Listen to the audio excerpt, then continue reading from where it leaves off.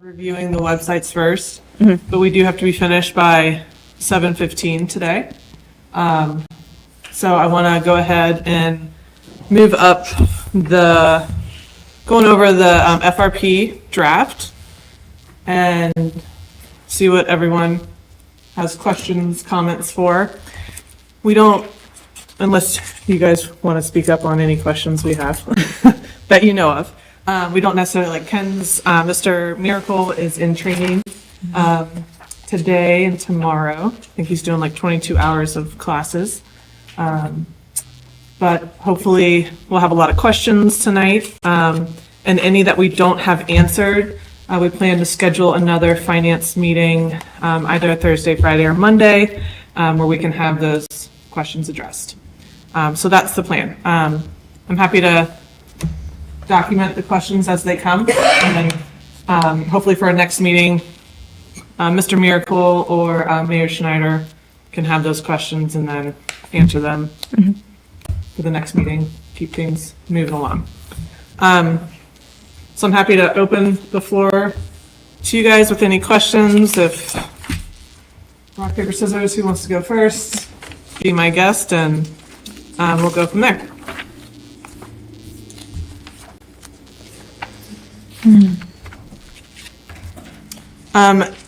I didn't really have anything. We have the objectives of the financial plan, the budget process, the appropriations, the format for appropriations, financial report, and then we had an executive summary of general assumptions. If you guys had any comments in there, my one was for number 7, capital improvement projects. So there it says assumption of maintaining essential infrastructure investments while prioritizing projects that align with the city's long-term goals and fiscal capacity. I would like to know what those long-term goals are. If we have those somewhere, I think that would be a great thing to know. So that was the one thing there that I would like a little bit more information there. But did you guys have anything in that section? I've been in the schedule section. Okay. No. Yeah, go ahead. Chief McKay, do you,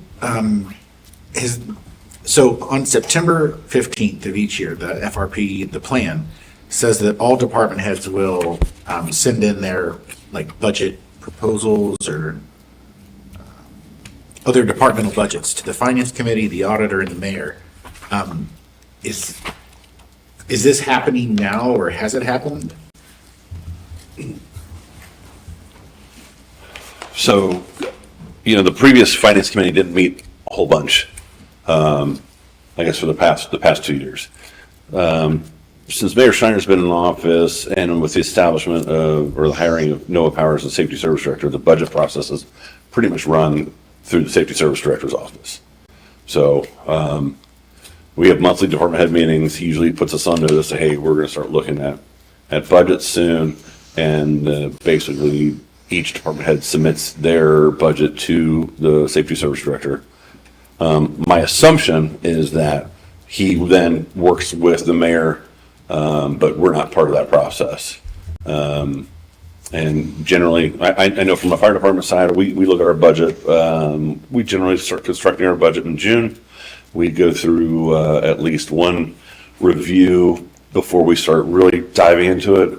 We'll probably have 4 iterations of it before it goes to the Safety Service Director's office, just because of volatile pricing. We, as we get on later in the years, we have a better idea of what we're spent, what we're anticipating spending.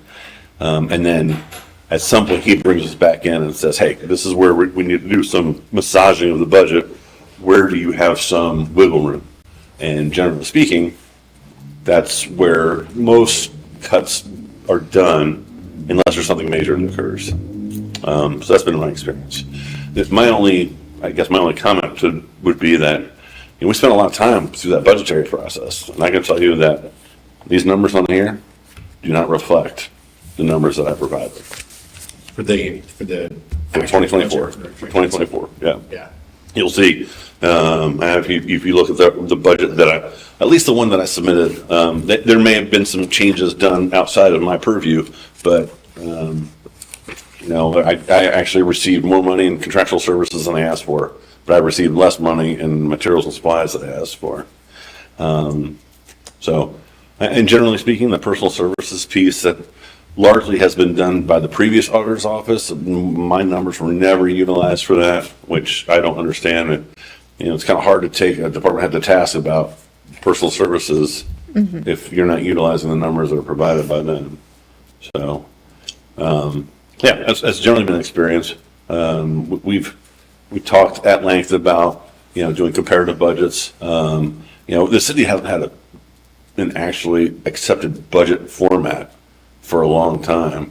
Mr. Powers has given each department head a budget he basically set up to utilize, which has been very helpful. So I'm sure it helps in terms of their formulation of the overall city budget. While you're at the microphone, and thank you for that, sir.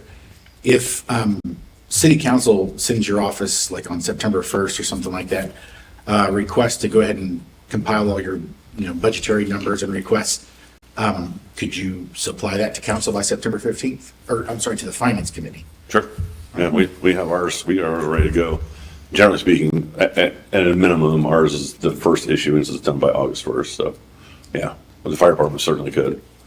It's a pretty long format. It's a lot of numbers. You start talking about the dollars expended in the city for public safety. You need to be able to, one, justify it, but two, show where the money's going. So, yeah, we do if you've not seen it, we actually provide a breakdown by key, and it has a narrative to the side of it. So it kind of breaks down what you're looking at and explains, hey, technical services. This covers our contracted services for our generator service or our air compressor service, fills SCBA, stuff like that. So, yeah, we can provide that. Historically, too, if there was ever an ask, we can actually provide you chronological and order years with said narrative statements too. So that's not a problem. Yeah. Thank you, sir. Awesome. This seems like a very daunting process, and so I think we need to be. Yeah, real quick, when you start talking about compiling the FRP, and this is where, from full-time department heads, it's really frustrating because it's such a long drawn process. But much like you and the mayor, they're part-time employees, unfortunately. So it's I don't take it lightly. I know how much work goes into this, but it's like we're almost done with the first quarter, and we're still operating off of last year's FRP. One suggestion I would say is there's no reason why this can't be done, ready to go in January. Obviously, we have to close the year out to make sure everything lines up, but there's no reason why we can't, as a group, have something together that says, hey, ready to go, because this severely impacts the ability to get projects done with getting contracts awarded for street work, right? Those guys already have they're probably booked into August already, if not further. So that'd be one thing. It's a lot. Dealing with this process and then having to deal with the state of Ohio sometimes, it's not always a fun venture. I've pretty much attended, I would say 90% of those financial recovery commission meetings. And sometimes it's a little bit of a workaround to get things done there too. So, but this is good. Having conversations about, hey, where's the money going? How are we spending it? What's our plan? That's my big thing, because when we do the 10-year capital plan, you guys saw in my presentation, it's like I can't have zeros in those plans. I've got to be able to be nimble enough to move and pre-order things. We've already seen a $50,000 price increase on our fire truck that we have needed to order 2 years ago. So it is what it is. Yeah. Thanks, sir. You're Thank welcome. you. Anything? Not with that section, no. I have some other stuff. All right, so then we'll move on to the general fund revenue assumptions. So these are we have a narrative for those listening. We have a year, basically when it began, and its completion year, or basically if it's ongoing.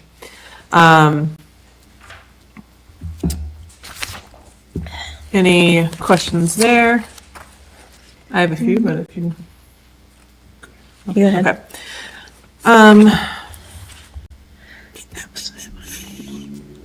Mr. Wagers, you might, I don't know if there's any updates. So the earnings tax, based upon the city's treasurer estimate for 2022 through 2026, started in 2018 and ongoing.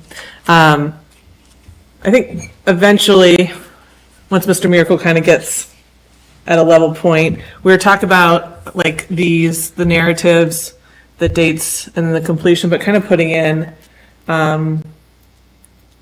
either a person via you or Mr. Bonzel, currently where it's at. And then I would love to have like, at this date, we're going to update you with where we're currently at. Do you think that would be something appropriate for these narratives? Or, Are we speaking to the report on accounting methods?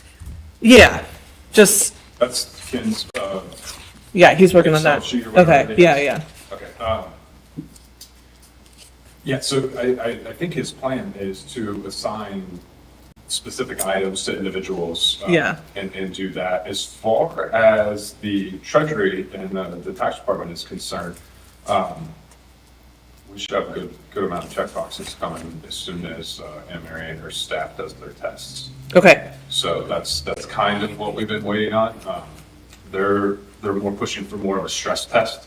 Gotcha. So they don't want to see us on the easy days. They want to check us on when, it's all breaking loose. Yeah. So that's kind of what we're waiting on there for the deposits. okay, And reconciliations are being caught up. We haven't got the supreme blessing on them yet. However, we are current, active, and balanced. So that's good. That's something that the city hasn't had in a long time. okay, So February has already been submitted to her for review. And we're integrating banks right now, so it's getting a little sloppy looking for March. But it shouldn't be too bad to have that turned in on time as well. okay. So maybe an update after the craziness of tax season, or, Sure. are they gonna tell you when they're coming in, or are you just kind of like, no? Okay, It's definitely a surprise. Okay. I mean, Okay. Generally, Anne Mary likes to combine tasks, so she might have something going on with Mr. Patterson or Mr. Powers beforehand. okay, But yeah, we don't get no warning for the test, so. it'll Okay. just be Pop in, how's everything going, ask some questions, and look around, so. okay, thank you.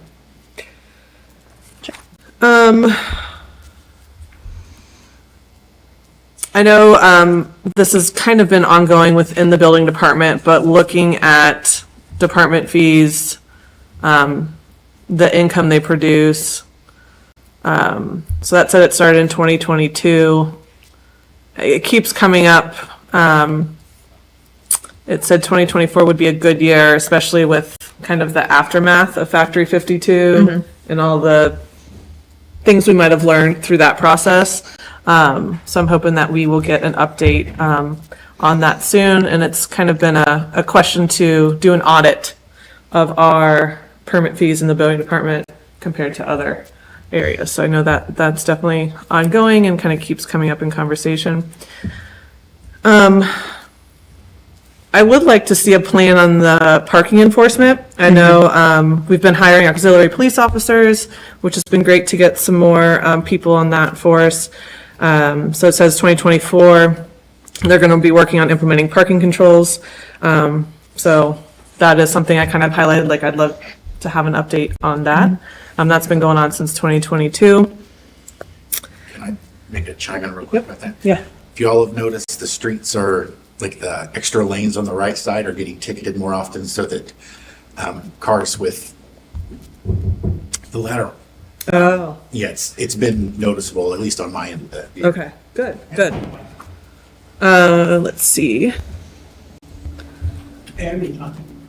I would like to say the one that has been completed, which was nice to see as we made an agreement with Paycor, was we had some miscellaneous income increase due to the business clawback clause that the law department worked on. So that's been completed this year. We saw that in action. All right, on to personal services and expenditures. Anyone want to start there? So I had something. And the first one has an attachment B to it of just kind of the There it is, okay. funded positions too. So with this one, one thing I was curious, the one I was most interested in is fully staffing the public works positions to proactively repair streets and implement preventative maintenance measures. So I was trying to see like where in the budget they were going to add positions, and I didn't know where exactly that was. I mean, there's the streets division, but it looked like the personal services key was staying about the same, or at least didn't seem like it was increasing enough to support hire another person. So that was something I had a question about. Yeah, I did send that question out to Mr. Zimmerman. Okay. Because I noticed the same thing. Yeah, when you go to the budget, you don't see that increase in personnel there. If that's where it's going to appear. Yeah, because I know there's like a parks and playgrounds section, which is kind of public works as well as the streets section. So didn't know where that would be accounted for. Just where it is. Yeah. Where's the other one? That was general fund, personal services, other expenditures. Oh, yeah, the other one was the part-time auxiliary officers, which I think was kind of related to the parking enforcement and stuff. With parking enforcement, I know we've got meters right now. I know the trend in most cities is to go to the app-based enforcement as opposed to physical meters. I didn't know if that was something the city was looking into, like just taking out the meters and doing what City of Cincinnati does with Easy Park. But, that's a question mark for me of like, how much is that going to cost? Is it worth it? Like, I know we don't have a ton of metered spaces here, so maybe it's more cost effective just to keep the meters as they are.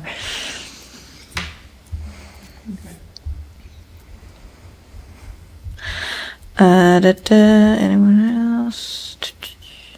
Oh yeah, the Norcom thing I had a question about, but then I realized that happened a couple of years ago, so never mind.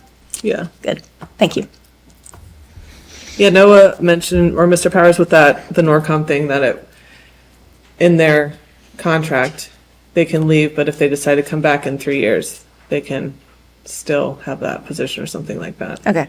But that was kind of the change in step, but that's been completed. And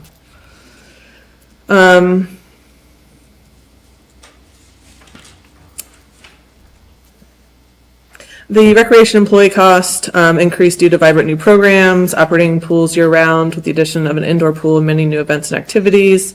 I'm assuming kind of the contract with the Cincinnati pools was part of that. I would also like to see kind of some comparison in pays and maybe some update on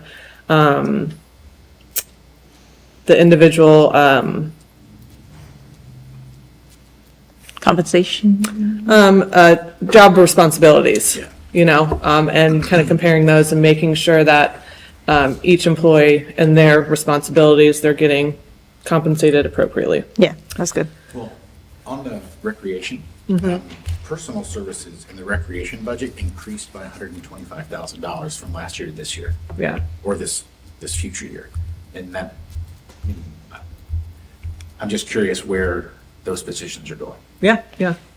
I'm hoping with some of the numbers, and it's been great just to kind of see everyone's different budgets and then what we have on here.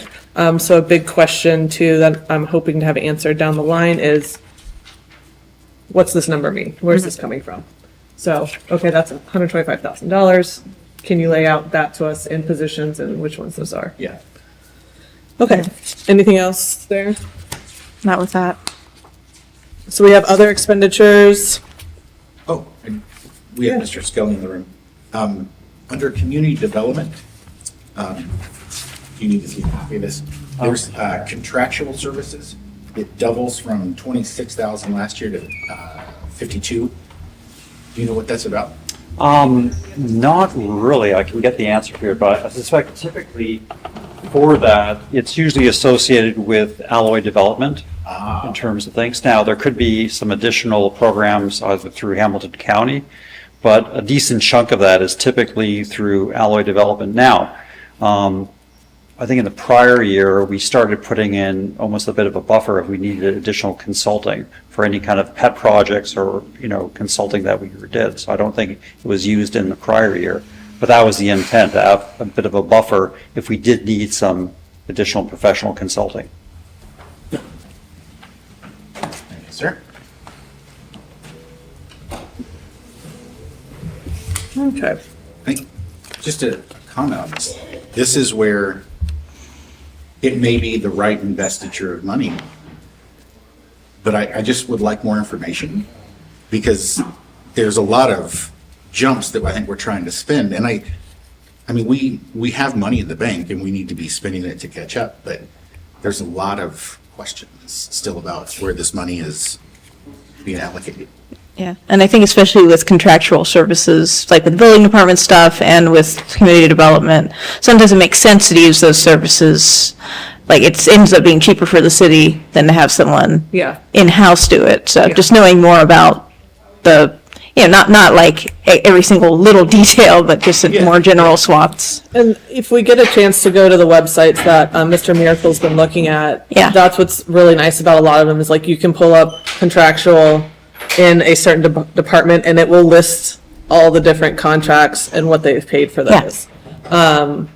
Which is nice when you're going through this, because again, you're like, where's this number coming from? So again, long-term, I'm hoping that, we can get to that point of like, oh, Yeah. okay, this is what they've done. Yeah, and especially, I hope we get to it. If we don't, we'll have to see it another time. But I really like how they've broken it down like that. Yeah. You can be as general or as Specific. specific as you want. If you Yeah. don't need to know that Joe's Plumbing paid, Yeah. you can just say a little higher level view of the expenses for that. Yeah. I mean, I don't think $25,000 is that big of a deal in 1 year budget for the, contractual services, but it's a double from last year. So You're that's right. why it caught my attention. Yeah. Okay, anything, so we have other expenditures, I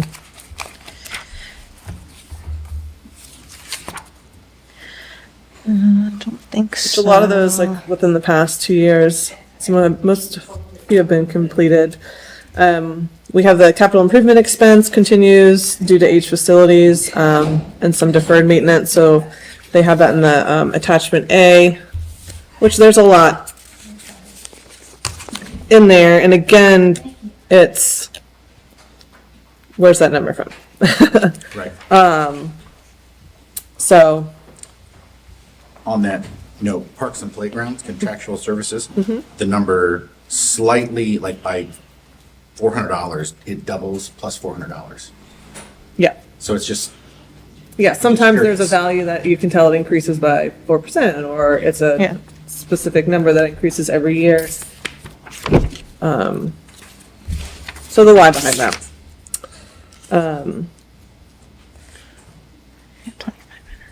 Okay. I emailed everyone, Chief Sumner sent a really good, reply.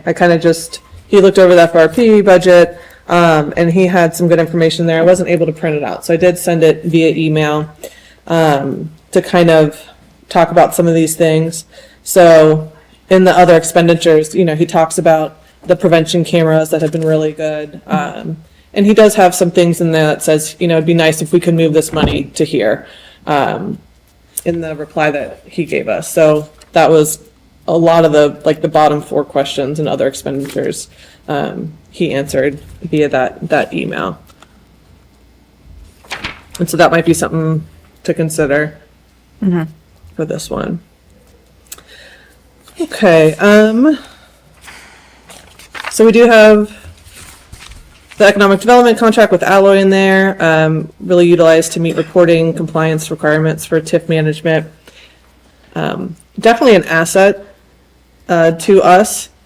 I would love to see if and I kind of know might be hard to do, but what's the contract versus the benefit? How much is the city benefiting? Which I think it is, helping small businesses, all of that. But if there is a forecast of okay, this is how much we're spending on this contract, and this is how much the city is benefiting from those services. If that's a possibility. Okay, anything else on other expenditures? sorry, Chief McCabe, you might be able to answer this. So other expenditures, it has, how we dispatch services, since outsourcing the 911 service to Hamilton County. It has that as ongoing. I didn't know if that should be completed or the county budget is June to June and potential increase allocated. So in the Excel sheet I'm sorry. Go ahead. I'll let you finish. Yeah, in the Excel sheet, it has contractual services for the dispatch E911. 150 for 24, 156, 162, 168. So there's maybe inflationary projections? So this is an area where you have to do some guesstimating. So the fee-based dispatch service is really dependent on your run volume. So if there's a downturn in your volume of calls, you're going to pay less. The fees for the dispatch center have not changed over the last 3 years. So that's really taking probably an average over the last 3 years of call volume and then guesstimating what the total cost is. Those are hard ones. Speaking of that, anything you've got to try to guess at to plug into a plan, that's extremely difficult. I've always taken the state of Ohio to task on our EMS billing because that is dependent on the type of service delivered, the amount of times we go someplace. Can we actually collect that revenue? But they were adamant about having a projection and having that projection grow every year. To me, that doesn't make any sense. You're trying to do the best service possible and give you adequate, I guess, fiscal numbers, but these are all things that are out of your control in terms of generating revenue. But yeah, the terms of the county dispatch, the dispatch center is effectively closed and done. I don't know that there's anything left with that. There may be some final payments due on some leased equipment that previously, but that would be under the safety service director's auspices. So, yeah, 150 is about the normal range for us in terms of our dispatch costs between police and fire. And just so I can be prepared in the future, if we have an abnormally large amount of calls, by the end of the year, that 150 might run out, and we would have to then consider an appropriation to add to that fund. Certainly. So how it all works depends on the movement of money. When you're talking about the financial recovery plan, there's a lot of times movement within the actual plan. That bottom number never changes. It cannot ever go above that without action by the council and the fiscal commission. Now, can things change where, okay, we didn't spend as much on this project and there's money that can be reappropriated into this key, so pay that? Yeah, that happens. That's not an entirely abnormal thing in the city government.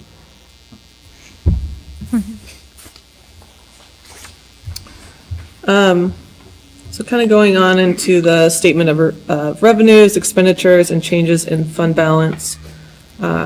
Any questions, Sure. concerns? Yeah, I had a question, maybe for Tim, it might just be more for Mr. Bonzold, the treasurer.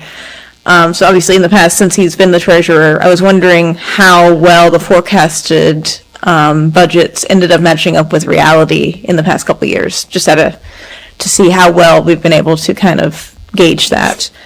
I know with the new Factory 52 development, I don't know how much that affects our in earnings tax or property taxes. And I was trying to find this today, and I think I was just searching for the wrong thing in my email. For Rookwood, the TIF districts, isn't there, I thought there was one that was expiring soon that would change how we're getting money from that. That's something else I was wondering about. Okay. I'm sure that there's an Excel sheet somewhere in my email, one of the thousands. Yes.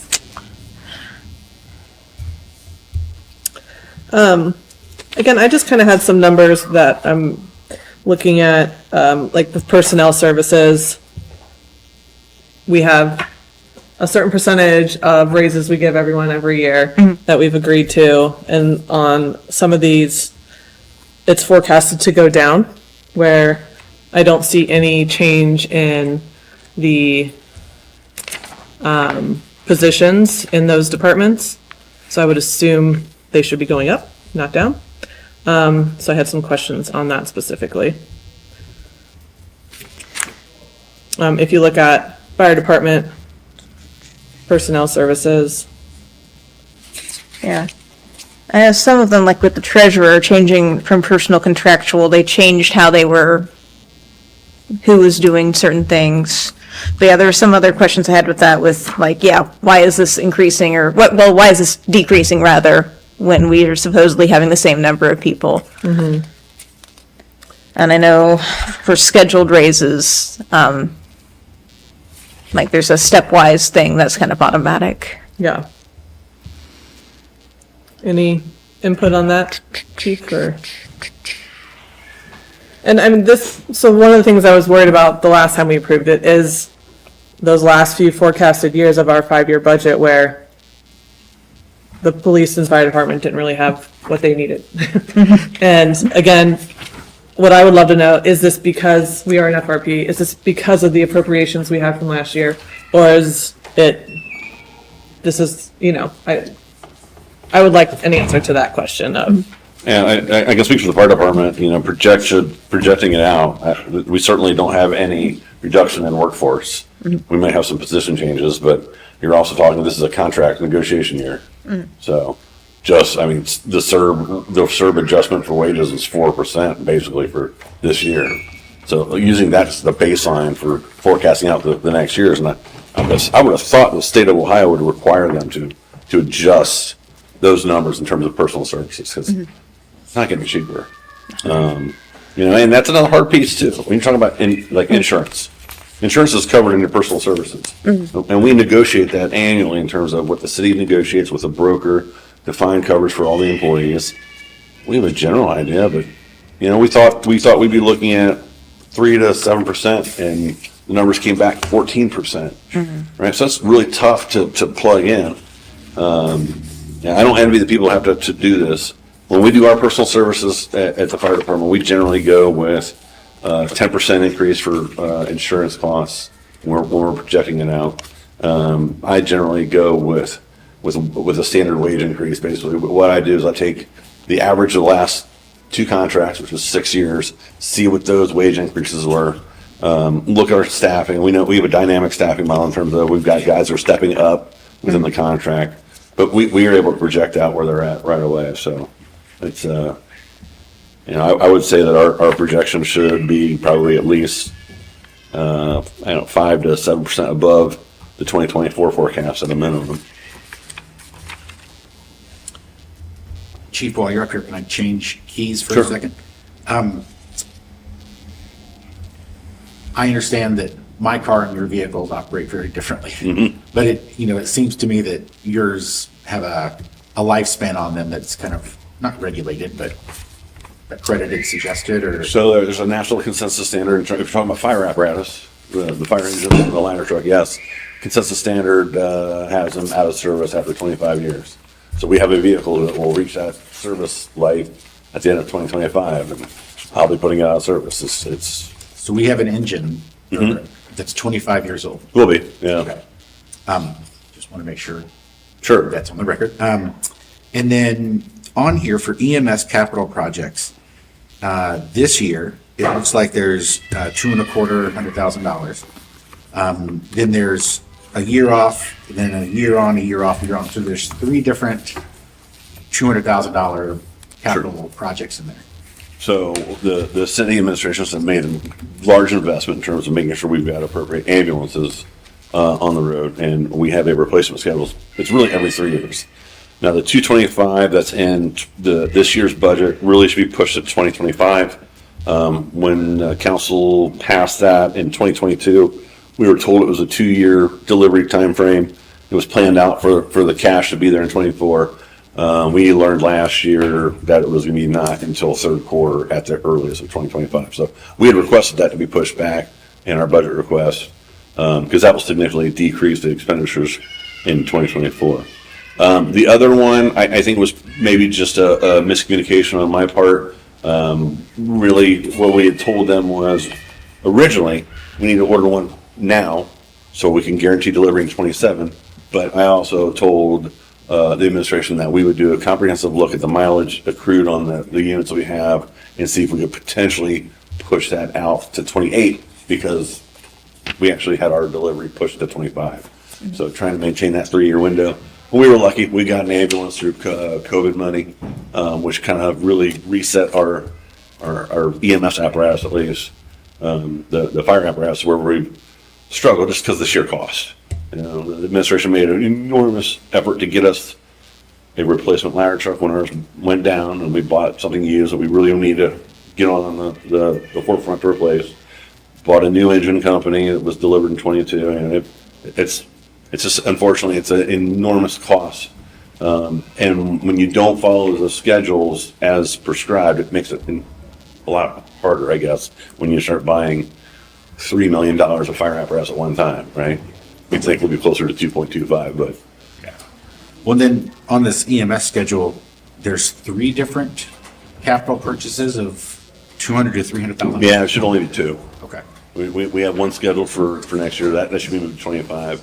The next one should be, we think, 27 or 28. So we'll be happy to have that in there. And quite frankly, if the plan doesn't change, we can live with it because we're going to need some maneuverability with money in those funds because we know we need to order fire trucks, but the numbers that are attached in here aren't what we supplied in terms of what we need to purchase or the schedule and how we're going to purchase it. So we can figure it out.